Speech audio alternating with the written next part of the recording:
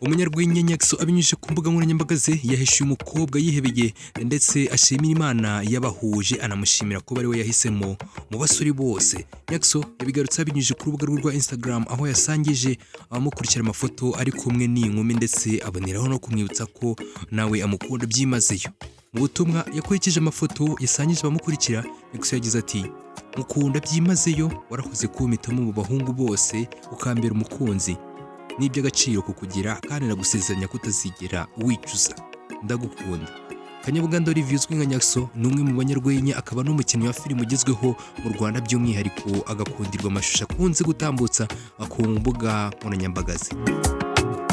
Hashize iminsi Nyakso n'inkumi yitwa Eladuro baca amarenga yuko baba bari mu rukundo, icyakora si kenshi bakunze kugarukaho mu itangazamakuru ibyatumye inkuru yabo y'urukundo itamenyekana cyane. Muri Kamena mu mwaka wa 2025 nibwo bwa mbere aba bombi bari baciye amarenga yuko bakundanye nyuma yo gusangiza ababakurikira amafoto bari kumwe, maze uyu mukobwa agaragaza ko yihebeye Nyakso.